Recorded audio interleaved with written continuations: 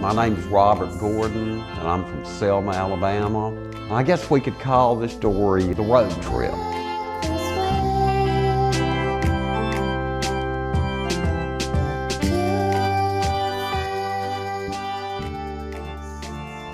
Years ago,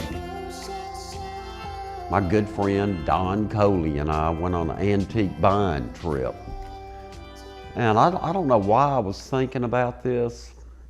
But I was thinking about geeks. I know everybody thinks about geeks a lot. Being with Don, he had talked about showbiz for years and years, and I was going, what did this guy do? Did he make a commercial? Was he in Hollywood? What's the deal? And then after years, I found out that showbiz was Carny. And I went, and I never knew that. Anyway, we're on this road trip, going down the highway, and I was thinking, this is back in the 90s and sometime in the 90s. And all these girls down here were going, oh, he's a geek. And I was going, do y'all know what a geek is? And none of them even knew. They didn't even know, which shocked me because I knew. So anyway, we're going down the road, and Don, I started thinking about Don being in showbiz. And I went, Don, I said, do you know what a geek is, Don? And we're both drinking coffee. Don drank coffee the whole trip. And he turns around and he goes, hell, I was a geek. And I almost spit coffee on the windshield. And I went, what? And he went, hell yeah, it was one of our biggest acts in showbiz. And then he started telling me about it.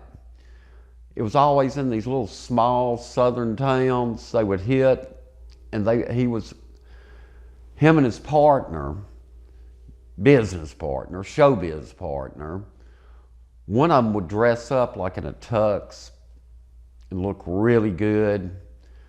Don would be in a cage. And the guy would come up, they'd always have on the marquee, they would have, he was found up the Amazon River. It was always some place like that. And the guy would come out and work the crowd up, work them up, and Don would be sitting in the cage slobbering and drooling and scratching and whatever, you know. And then he'd take the snake and he'd show the snake to the audience. Don, I was amazed at all this. And he would show the snake to the audience, and then he'd whip it into the cage, where Don proceeded to snap, no head. He'd bite him in half. And I was going, damn, Don. And he was going, oh yeah, he said, but the only thing is, he said, I used to feel so sorry for those snakes. And so then he started telling me more Carny stories. And he'd say that a lot of the women, after he'd snap the head off, they'd scream, throw up, run out of there, screaming, causing a lot of pandemonium. But he said the best ones, when he would be a wild man that they had caught up the Amazon somewhere, half man, half animal. And he had some kind of costume that he would use. And the yokels would all get they'd have fever pitch. He'd be in the cage, jumping around, screaming, grunting, and the barker would be going, you're perfectly safe. Don't worry about a thing. He's chained up and everything. And Don would be grunting and all this stuff.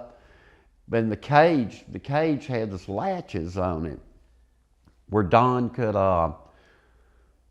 he could flip the latches and the chains. He had a little thing he did. He said it was a Carny thing that you could just hit. It would fall off of you. And he said he would hit it and jump out on the stage, and the barker would scream out, "Run for your lives!"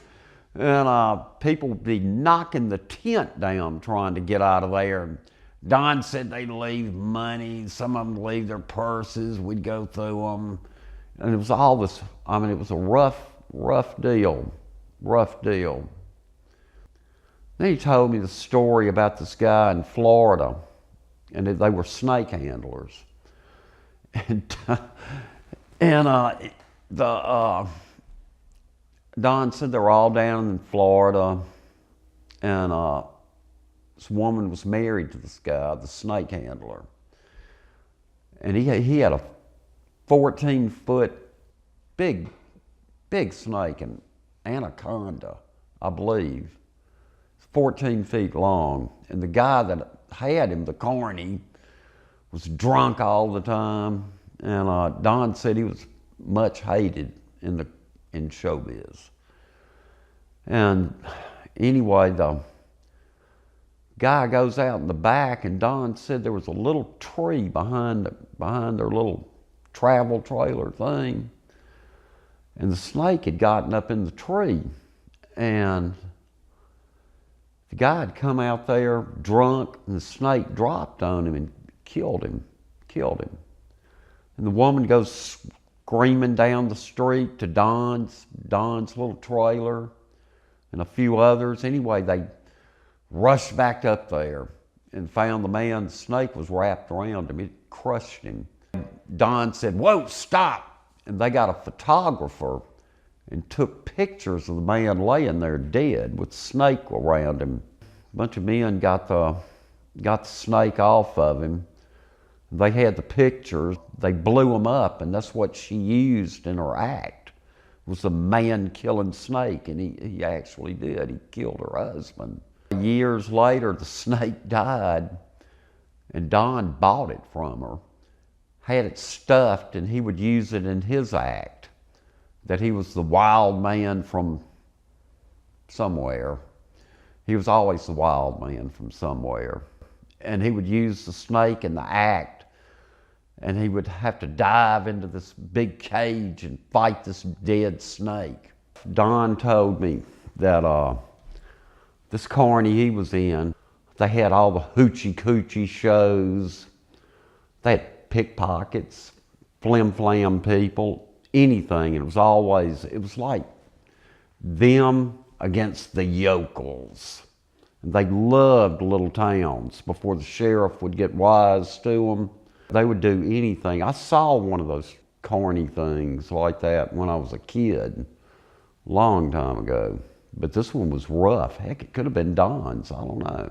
A friend of mine that lived in Jasper, his daddy was a federal judge. They were having the hoochie-coochie shows going on Sundays. Big sin, let me tell you, in the South, big sin.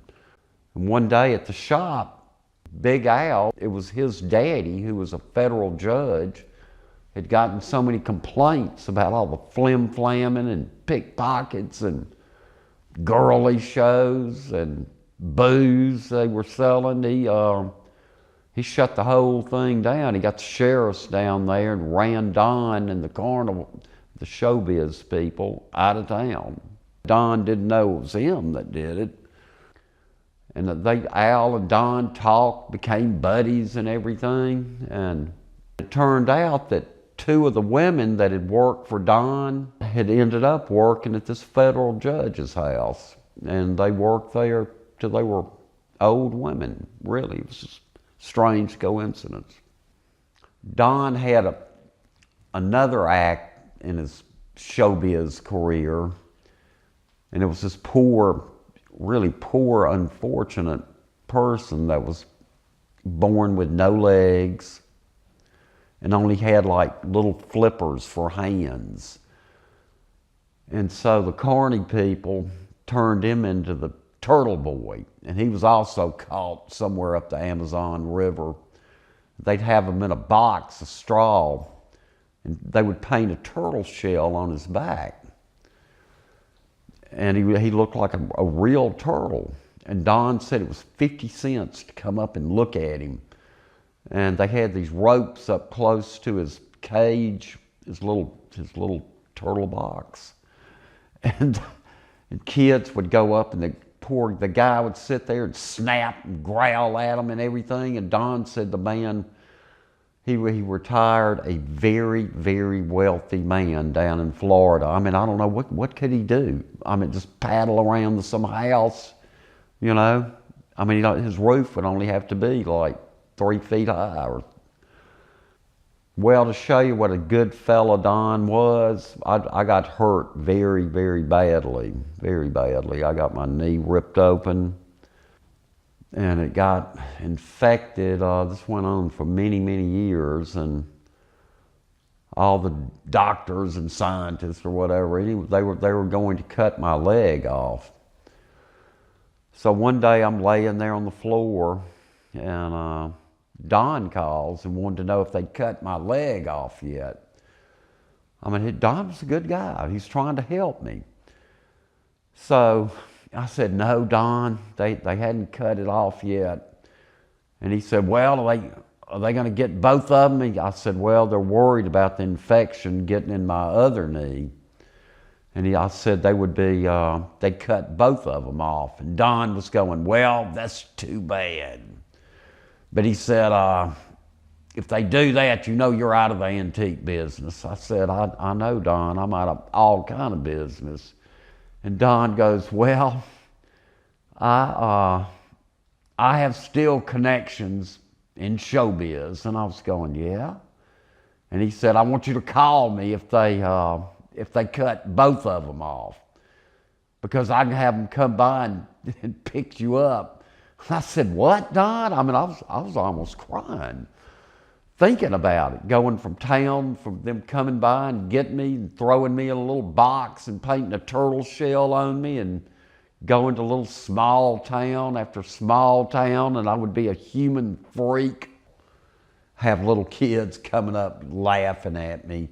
I mean, I was almost crying, but Don was trying to help me now that I was going to be an unfortunate human.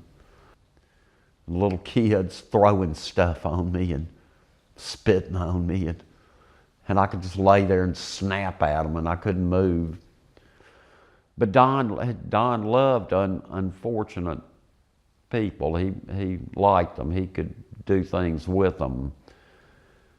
And anyway, they never cut my legs off, so I never had to be Turtle Boy, which is good. Well, after the carnival business, that's when Don became an antique dealer. So I guess it all ties in, except that I'm an honest antique dealer. Okay. And Don pretty much was too, really. In the antique business, you'd walk in Don's house and you couldn't see. You could not see. And I'd walk around the house and I'd look at stuff, and you couldn't tell whether it was torn up or what. And anyway, Don, hearkening back to his old Carny days, said the secret of selling antiques is low lighting, very low lighting. But he was pretty honest. As long as you could see everything that was wrong with the piece. And I guess that's about it.